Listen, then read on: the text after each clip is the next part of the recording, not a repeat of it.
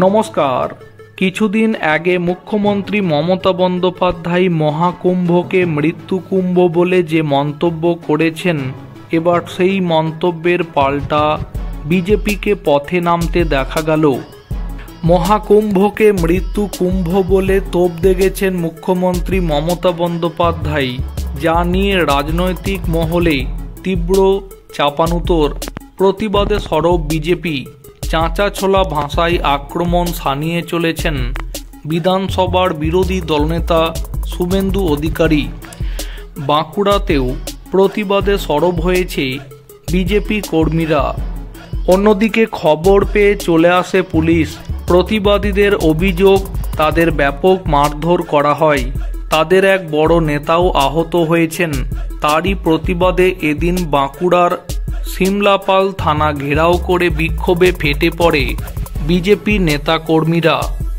বিধানসভার অন্দরে কুম্ভ নিয়ে করা মুখ্যমন্ত্রীর মন্তব্য সনাতন ধর্মের মানুষের ভাবাবেগে আঘাত এনেছে।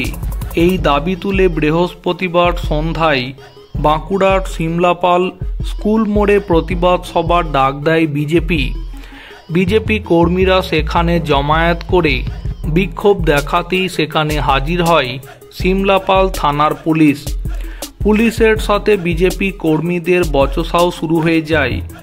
বিজেপি কর্মীদের অভিযোগ, তাদের অহেতুক ধাক্কা দেওয়া হয়েছে, মারধর করা হয়েছে।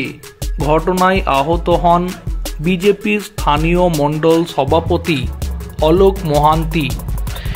এই ঘটনাতে পুলিশের বিরুদ্ধে অতি সক্রিয়তার অভিযোগ এনে বৃহস্পতিবার সন্ধ্যাতেই সিমলাপাল থানা ঘেরাওয়ের ডাক দেয় বিজেপি।